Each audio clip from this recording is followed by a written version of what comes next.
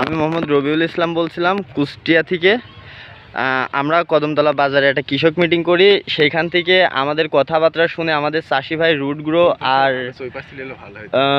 Grow আর humic acid ব্যবহার করে, যার ফলে তার ধানটা খুবই ভালো। ভাই, আপনি ধানটা ডুবে গেছিল না বর্ষাতে, ডোবার পরে আপনার ধানটা কেমন দেখছিলেন? ধানটা তখন দেখে মনে হলো যে সবই মরে যাবে, যে পুনরায় আমি মনে করলাম রোপণ করব।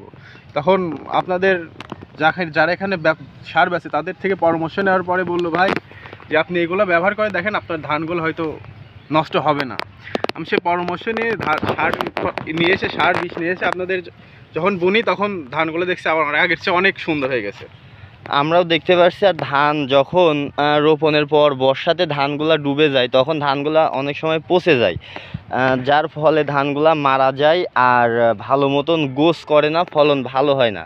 আর ইনি আমাদের কথাবার্তা শোনার পরে এইখানটাতে আমাদের রুট গ্রো আর জিওগ্রিন প্লাস ব্যবহার করে, যার ফলে ধানগুলা মরেনি, আবার ধানগুলা ফেরত আসছে, সেখান থেকে খুবই ভালো হয়েছে।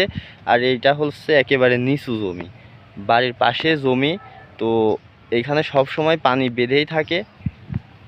আর আমরাও দেখতে পারতেছি মাঝখানে মাঝখানে ধান অনেক পাতলা, তারপরেও আমাদের প্রোডাক্টস ব্যবহার করার ফলে সে অনেক উপকৃত হয়েছে। পাশে আমরা একটা জমি দেখব, পাশের জমিটা আমরা দেখতেছি এনার থেকে একই জমি, পাশের জমিটা দেখতেছি এনার থেকে অনেকটাই কমা। আর সে বলছে নাকি যে জমিটা আমি যে এখন দেখাইতেছি এটা নাকি ওর আগে লাগানো, এনার আগে লাগানো।